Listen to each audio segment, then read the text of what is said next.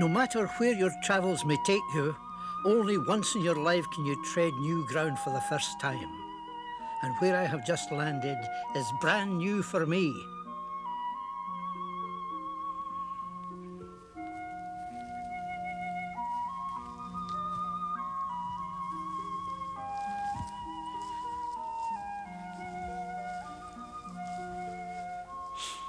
Well, Portmore, the island of Muck. The total population of the island is 29. And that wee house there, it's not a house at all, it's a hotel that was built by one of the McEwen brothers. It took 5 years to build. Beautiful place inside. Now, this island is only 2 miles by 1 mile. It's only 1,500 acres. An amazingly fertile place, though. But if you just go up the hill a wee bit, you're coming into a population of what was around 280. And that was the time of the Napoleonic Wars.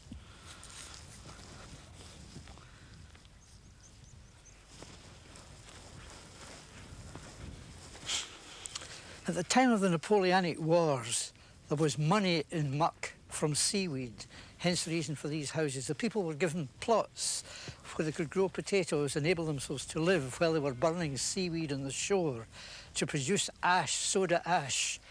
It was used for manufacturing soap and glass and explosives.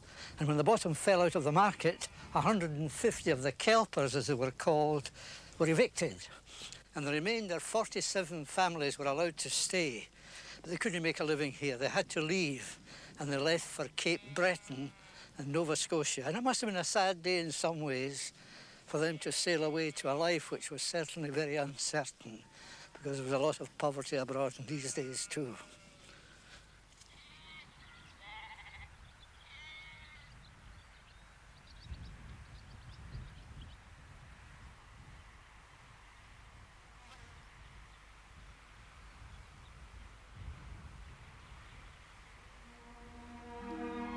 The name Muck for this island is thought to derive from the Gaelic word for pig, in this case the sea pig, the porpoise. And with a wide sea view like this, it's not surprising. And yet the islands that lie around this part of the world are all part of the same volcanic platform. It's only the highest parts that stick above the sea. And it's this soft lava breaking down into good soil that's responsible for the fertility of this low island. It even misses a lot of the rain that falls on the higher islands.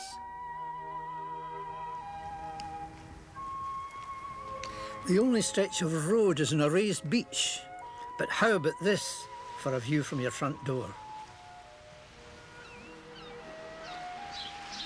Hard-working farmer Lawrence McEwen, who inherited the island, lives here permanently.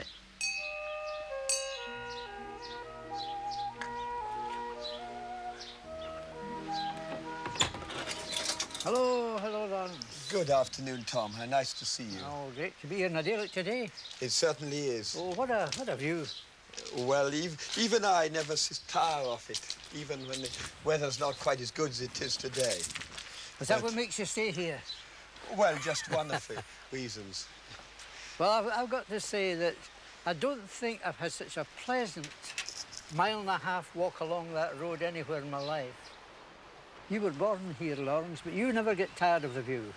No, I certainly don't. Even when there's storms in winter, when the hail's lashing down on the roof of the house, or the frost tins, and the seas are so rough you wouldn't consider even going out in a boat. I remember Fraser Darling said of Muck that it belongs to the sea more than any of the other small isles. Yes, this is right. We don't have a good harbour here. Even the harbour out here, the seas come rolling in, and they might almost be in the broad Atlantic. So this makes it difficult to get the stock away at the sales times. It does. Unfortunately, the main sales of a year in the autumn, and the worst weather is in the autumn. So every year from August to Christmas is one of the most difficult. And we have 12 boatloads of sheep and cattle to take away. And we carry most of these in our own boat, because we can rely on our own boat and my own men. And does that go to Malling? No, we take the cattle to Glenouig and the sheep to Avaseg. And one of the problems is that you have to book a truck to take the stock away from a pier on the mainland, well, it's often several days in advance. And then possibly you don't turn up because it's too stormy. And we have very understanding haulage contractors who are constantly being cancelled. And often you miss a sale that you want to go to. Perhaps it's an important one, but it's just one of the things about living here. Well, your family have been very persistent in that the island has been in the same hands for over 80 years, namely the McEwen hands. And many, many people have given up with less cause, you know, than you managed to carry on. Yes, but I think it's a great challenge, and I have marvellous people with me on the island, and I think that working together has been a real privilege.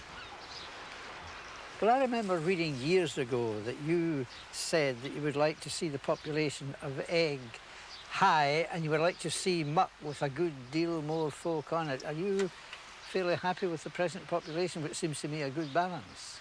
Yes, I am. And I think the important thing is that if you have growth, it should be gradual and slow. You mustn't have sudden changes. There's been, even here, there's been plenty of changes in the last 10, 15 years. The change has been fast enough. We want evolution, not revolution. The name of this north-facing bay is Gallenach, where the lobster fisherman operates from, and he's Brian Walters, an Englishman from Surrey. How did he land in Muck? Well, I was living in Iona at the time, and I just finished my degree at University at Aberdeen, which didn't really suit me at the time. And I've been working on the ferry boats in Iona and part-time fishermen, which really suited me. And Lawrence McEwen advertised for the job as ferryman in this island, which is a part-time job, and the rest of the time I'm employed for myself as a lobster fisherman. The only problem was that I had to be married, which I wasn't at the time. So a few telephone calls, and Claire, my wife now, she was in Spain at the time, and I telegrammed her and she agreed rather rapidly. Lawrence came and interviewed me in Iona, and he was actually wanting to see Claire rather more than me, because I think it's very important, and he realised it was important that the wife is the one that's going to be the make or break of the job, because she's happy, I think, you know, the husband's out much more. But Claire actually was rather shy in a way, wasn't around, so he didn't see her, but he took it on my good faith. And we arrived here, and that was 12 years ago, and, well, we made a go of it. And now you've got 3 children? I've got 3 children, yes. Does she worry when you're out in the boat in these rough seas? I think, yes, she must do. It's very difficult for a person on shore. The person in the boat knows, in most cases, exactly what's going on, but she must worry to a certain extent. And I think this is one of the problems of somebody working on their own with a young family, that I can't afford to employ somebody else, so I've got to learn what I can do and I can't do. And I think this is something, when you work on the sea, you've got to have a great respect for it. You're never going to beat it. It's a far stronger element than you are. So if it's dangerous and you're not sure you can haul the creels, well, you don't do it. You can replace the creels, but you can't replace yourself. And so far, touch wood, I'm still here. Well, he had taken a fair haul of lobsters that day. 29, he told me, as we walked up the path to their house. It's perched on a rocky shelf overlooking the bay, the most isolated on the island. Tom, this is Claire, my wife. Hello, Hello. Claire. Well, I was Leave hearing it to you. how you took the island of Muck on trust. Yes. 12 years ago. Yes. How's it been?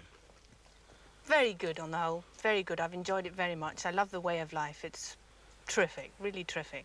And this was your first married home? Yes. Ah, you're a big heart. How many were in the community when you came? About 12. Not very many. Well, tell me some of the highlights.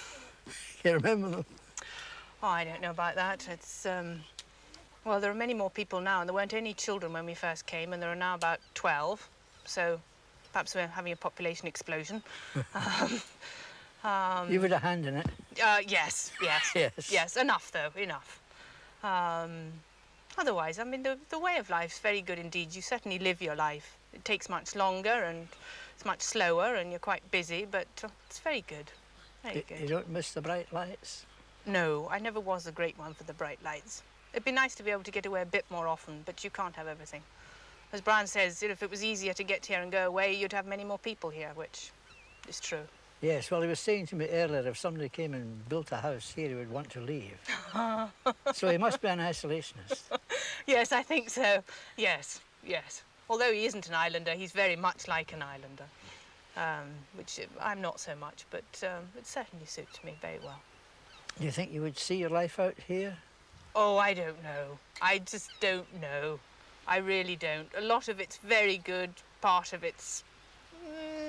perhaps you'd want something different sometime. But a lovely place to bring up children. Oh, yes. Yes. Oh, I think it's great for them. It's really great. And I love it. You know, the whole island's your garden, which is just terrific, because I like being outside and in the weather. And when you get that view in front of you, I know you don't get it all the time, but when it's there, it's fantastic. It does the heart good. I can hear the seals cleaning their teeth below my kitchen window.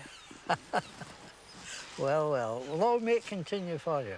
Thank you very much. It was a pleasure talking to you. Thank you. Marcus and Emma were quite at home with the cameras, but Ishmael behind there wasn't having any. Lawrence McEwen took over running the island in 1969, and he thinks the ideal on an island as small as this is for each family to be self-sufficient, like the Walters, and the system works, and happily too.